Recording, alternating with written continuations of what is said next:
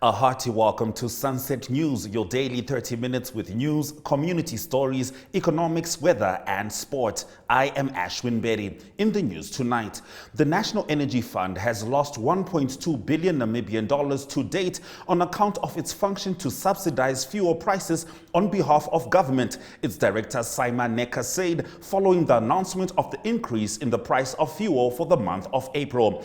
To date, since April 2021, the fund has paid out under recoveries of 1.2 billion Namibian dollars. That is in addition to transportation of fuel to rural areas, which was about 72 million Namibian dollars to make sure the fuel price is not high in those areas, she said. Now, according to Neke, the increase in transportation costs was brought on because the fuel cannot be moved on the country's rail networks. Vice President Nangolo Mbumba earlier this week said government is still awaiting feedback from Germany following communication from Namibia that the 18.4 billion Namibian dollars for the Nama and Ovaherero genocide has been roundly rejected by the affected communities. In the meantime, the government is forging ahead with its plan to get a buy-in from particularly the affected communities to accept the current offer. Several senior government officials are on record defending the current deal, saying it was a major breakthrough under the circumstances. The joint declaration remains what it is, an agreement between Namibia and Germany, and it still stands. We are still negotiating and we are discussing it with traditional authorities, Mbumba said. A serious warning was issued this past Wednesday by the Ministry of Environment, Forestry and Tourism to members of the public trying to enter the Etosha National Park to harvest Mopane worms. Minister Pohamba Shifeta, during the launch of the 3 Decades of Conservation campaign, confirmed the second national integration of the environmental report as well as the 2021 National Report on Wildlife Protection and Law Enforcement, and that he had received numerous calls about the incident. Representatives of the United Nations Educational, Scientific and Cultural Organization and the Namibian Ministry of Education, Arts and Culture and the Ministry of Environment, Forestry and Tourism met on Wednesday to present the strategy for the National Environmental Education and Education for Sustainable Development Strategy. Unfortunately, the event seemed to not enjoy the high-level attention that something as important as this subject seems to warrant. That, at least, was the impression created, considering that most of the key players invited sent their deputies to read their prepared speeches. These strategies aim at educating the next generation so as to ensure that there is better understanding of what the subject entails. On the morning following the fatal shooting of 2 Namibian Institute of Mining and Technology directors, Elkhart Mwela and his deputy Heimo Helvig, a service station attendant, Mr. Laurentius Katambo, saw Mr. Ernst Joseph Lichtenstrasser and his white Nissan Baki at a service station in Karibib around 8 a.m. that morning. Lichtenstrasser asked Katambo if he could use his cell phone so he could phone his wife. Lichtenstrasser had lost his cell phone and wallet and would repay Katambo the minute his wife would wire him some money. Through Katambo alerting the authorities, Lichtenstrasser was later arrested on the premises of the service station. Now, Namibians' annual income last year averaged 54,841 Namibian dollars per person, according to figures released today by the Namibia Statistics Agency, about 2% less than 2020 and the lowest since before 2013. Compared to 2015, the year before Namibia entered its 5-year-long recession, the average Namibian's income dropped by around 14%. Those have been our top sports stories. After the break, it's time for Community Talk. Tonight, we look at the work of the Pangolin Conservation and Research Foundation and LEFA getting a boost from Namibia breweries. Stay with us.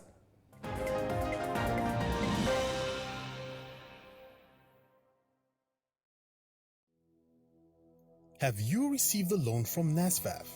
NSFAF loan is the same as any other loan. It must be paid and settled. NSFAF has a set of guidelines on how you can repay your loan and become debt-free.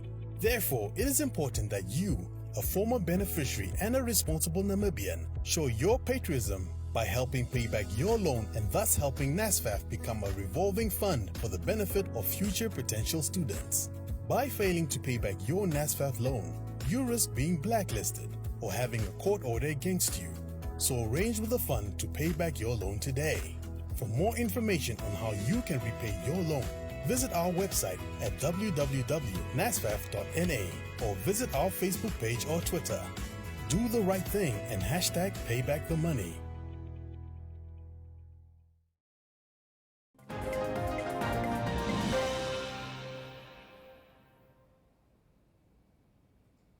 Now in today's community talk, Kelsey Prediger, the founder and director of the Pangolin Conservation and Research Foundation, shares with Claudia Reiter more about the mammal and some facts about the current poaching situation in Namibia. Have a look. Could you give us some interesting facts about pangolins itself? Yeah, it's tough to keep it short. They're really unique animals. Yeah. They are the only scaly mammal. They are not a reptile or bird. Okay, They yeah. give live birth. They are actually over 60 million years old as a species, and there are 8 around the world. And they actually have a really long, sticky tongue that's as long as their body. They don't have teeth and they don't have an actual jaw. And their tongue has a gland that's sticky, so when they stick their tongue into a nest, they'll be able to pick up the ants, termites, eggs, and larvae. What does the situation look like regarding the poaching for the pangolins? Every year, pangolins are increasingly being trafficked and poached from the wilds. Here in Namibia, there are more cases registered annually for pangolins alone than elephant and rhino combined. We've got about an average of 30 live pangolins confiscated from the trade and roughly about 70 skins or carcasses per year. Yeah, the problem is probably that you would never know how many would really be trafficked. Yeah, that's the big problem, is that we know what's caught, but because pangolins are so elusive and shy, there's no carcass left behind, and there's no accountability as to how many were there to start with.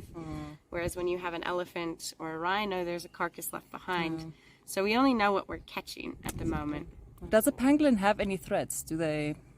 Well, pangolins are naturally rarely predated because they're so protective when they curl into a ball. Not much can get to them, but that's what makes them such an easy target for people. So people are the number one threat, with millions of pangolins trafficked since the last decade. And additionally, there's many other threats that people face. Another large threat in southern Africa is electrical fencing. Low-lying electrical fencing kills pangolins and other small mammals. It's approximately, for every 11 kilometers of electric fencing put up that's low to the ground, it's killing 1 pangolin per year. Wow. And we've also noticed that the drought and climate change has a very negative impact on pangolins. One study site in central Namibia found 50% of the population to die in the 2018-2019 drought. Wow. Regarding the trafficking, why exactly do people do it? What do they use the scales for? What do they use the animal for? What?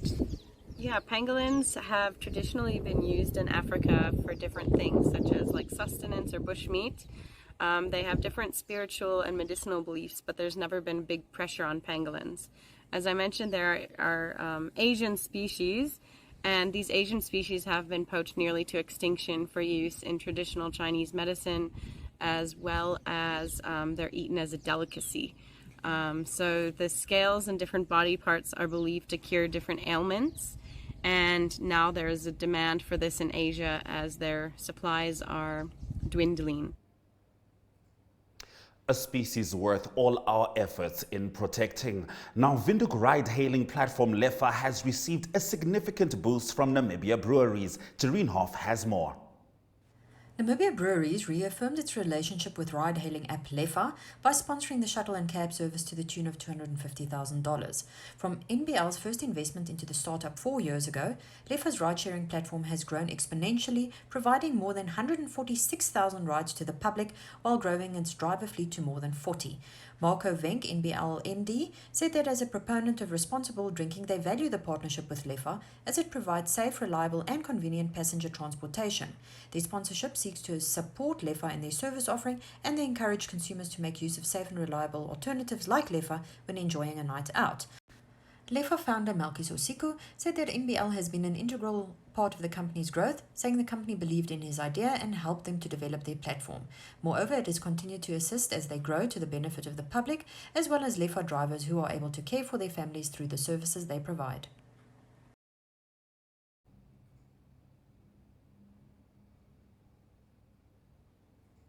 As the millennials would say, we love to see it. Now tonight, the story of the day zones in on the first hybrid vehicle in the vehicle rental market. See you after the break.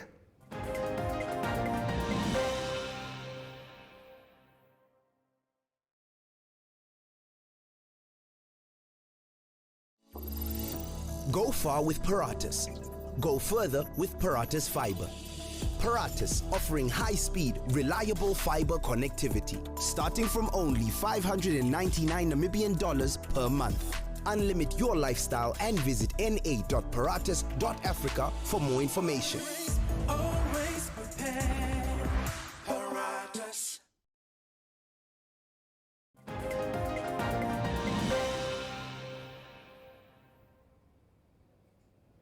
Thank you for staying with Sunset News.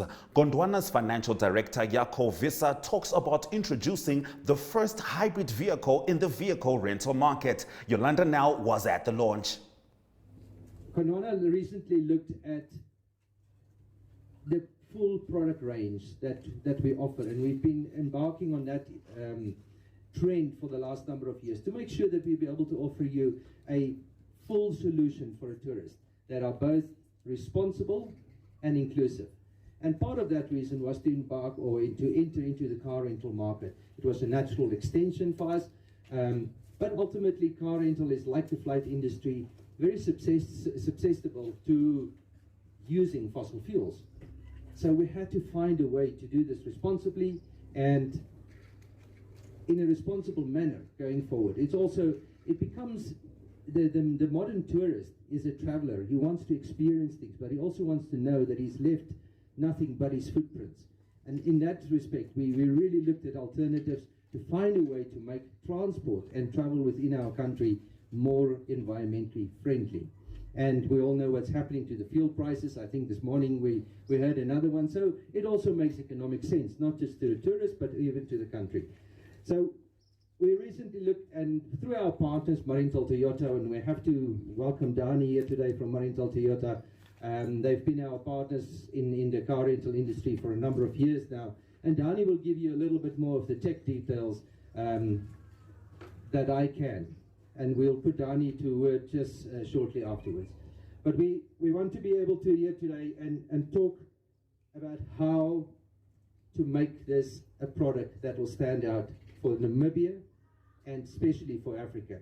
So we are very proud today to launch the Toyota Cross Hybrid, which is the first of its kind in a rental fleet in the Namibian market. There's one sample here today, and we all know that the numbers will increase. We're looking at launching an initial 12 vehicles like that in our fleet, and they will be available from Namibia to go as from tomorrow. After the break, it's time for economic news and economic indicators. Stay with Sunset News.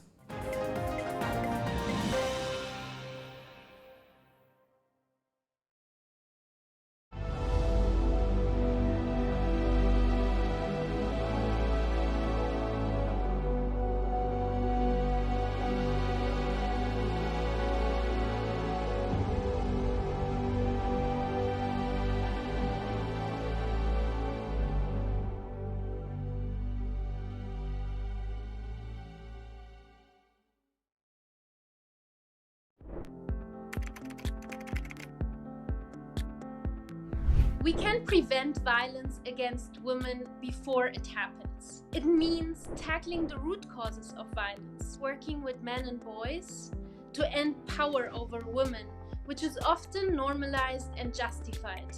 Transforming these root causes and preventing violence needs political commitment and leadership, laws and policies that promote gender equality, investments in women's organizations, and resources for prevention work. But prevention also starts with you. You can start by educating yourself. Speak out when you get a chance. Advocate for survivors' rights and always listen to survivors. Preventing violence against women and girls before it actually happens is the most effective way of ending it. So let's start now.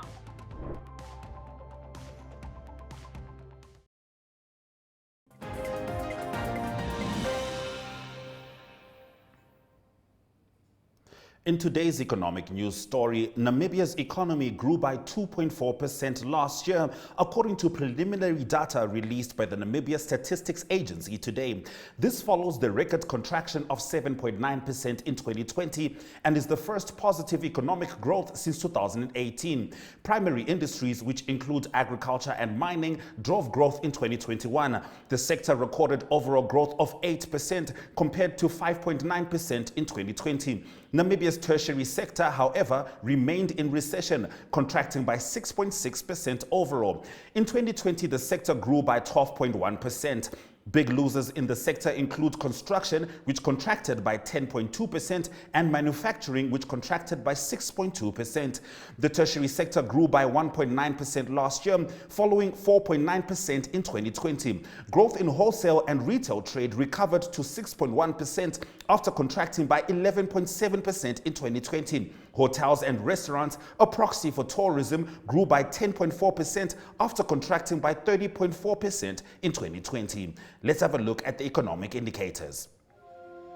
The Namibian dollar was down against most currencies, but up against the euro, trading at 16.11 Namibian dollars against the euro.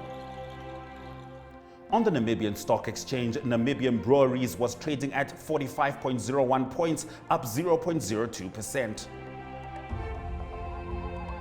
The local index is up 0.01%, and the overall index is also up with 1.09%.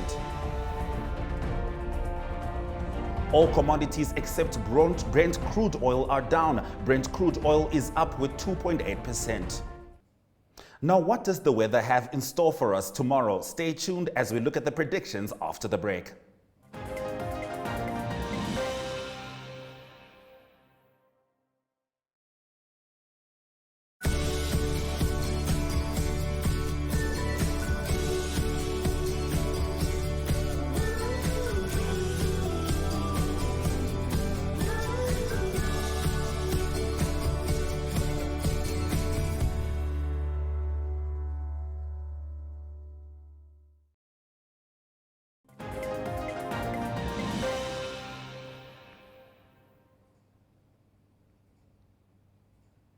Thank you for staying with Sunset News. Let's get into the weather predictions.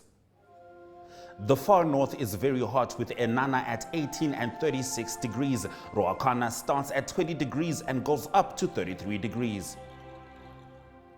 The south of the country is a little cooler with Mariento at 33 degrees being the hottest. Meanwhile, Oranjemund is quite cool at 12 and 21 degrees. In international news, we look at Germany's government saying on Wednesday that it has received assurances from Russia that Europe would not have to pay for Russian gas supplies in rubles. More after the break.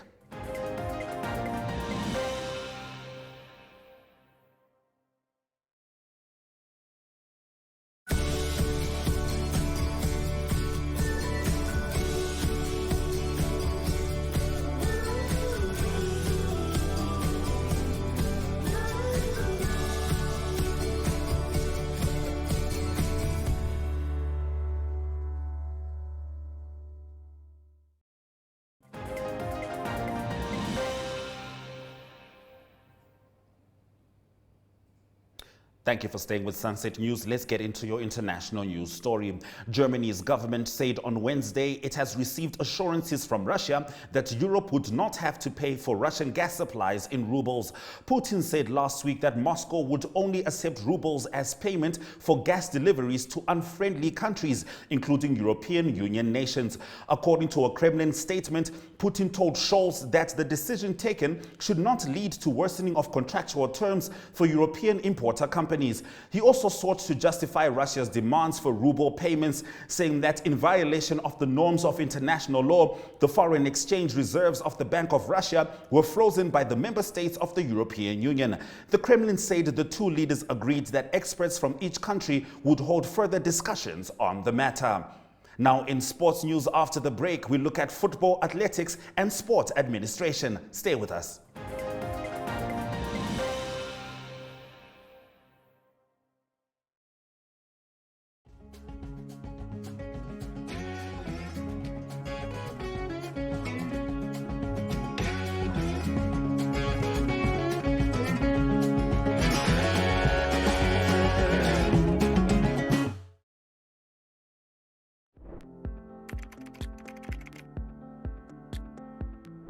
We know that violence against women and girls is pervasive everywhere in the world. So now imagine a conflict breaks out, or a natural disaster happens, or a global pandemic like the one we have seen since 2020 breaks out. Institutions are often focused on addressing this crisis. And in conflict settings, some of the institutions that are responsible for protecting women's rights collapse. The United Nations and UN Women work around the world to address some of these challenges. We make sure that women and girls who are victims of violence access services, including justice, health, psychosocial support, and reintegration.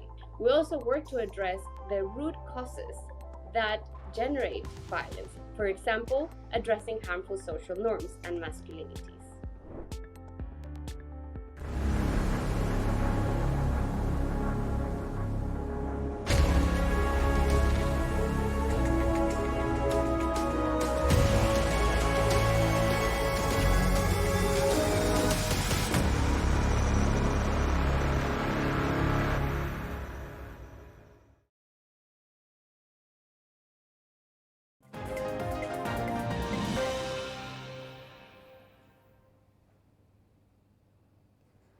This is still Sunset News, and these are your sports stories. Owing to divisions within the Namibia Football Association, the FIFA Council has announced another normalization committee comprised of the following members: Baizi Uiraba, Chairman; Afra Sheming Chase, Deputy Chairwoman; Willie Mertens; Esmeralda Kashareua; Dina Shitula. The committee will be tasked to run the affairs of the association effective from 30 March 2022 to 30 April 2023. The normalization committee will also act as an electorate for a new leadership, and none of its members are allowed to stand for these elections. Bertold Karumendu is optimistic that his protege David Dam will take the National Athletics Championships by storm, given the form he is in at the moment, as Namibia's top athletes take on each other for top places at the Independence Stadium this weekend. Dam, who is based in Omaruru, is said to be in the form of his life, given that he has been dominating the track at recent competitions. The athlete, hailing from the marginalized San community, is unbeaten in the 800-meter and 1,500-meter events. A Rongo Regional Sport Officer, who also happens to be the man who identified the young Dam, says other athletes will have to be at their best to catch up with the speedy Dam. The AIMS School of Sports has announced that it will hold a masterclass on 7 April to set focus on the importance of sport administration in Namibia. ASOS Head of Center Tenille Young says the event will be graced by the presence of various stakeholders in sport, including members of the government. Those have been our sports stories. Your highlights after the break.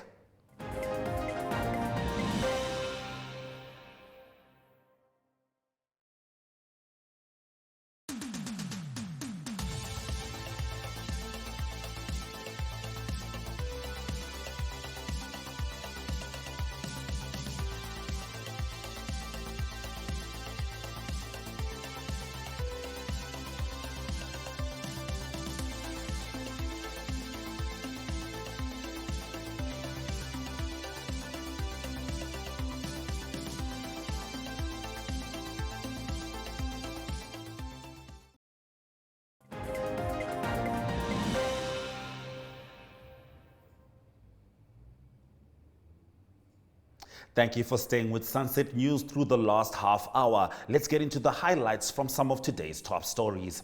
The National Energy Fund has lost 1.2 billion Namibian dollars to date on account of its function to subsidize fuel prices on behalf of the government. Its director Simon Neka said following the announcement of the increase in the price of fuel for the month of April. Vice President Nangolo Mbumba earlier this week said government is still awaiting feedback from Germany following communication from Namibia that the 18.4 billion Namibian dollars for the Nama and Hova Herero genocide has been roundly rejected by the affected communities. A serious warning was issued this past Wednesday by the Ministry of Environment, Forestry and Tourism to the members of the public trying to enter the Etosha National Park to harvest Mopani worms. And with that, we have come to the end of the broadcast. Make sure you join Sunset News on Facebook, on all NMH platforms, on weekdays, as well as on our website, oneup2.com. Sunset News screens on DSTV channel 285 and GoTV channel 94 every weekday from 7:30 to 8 p.m. I am Ashwin Berry. This has been Sunset News. Don't end your day without us.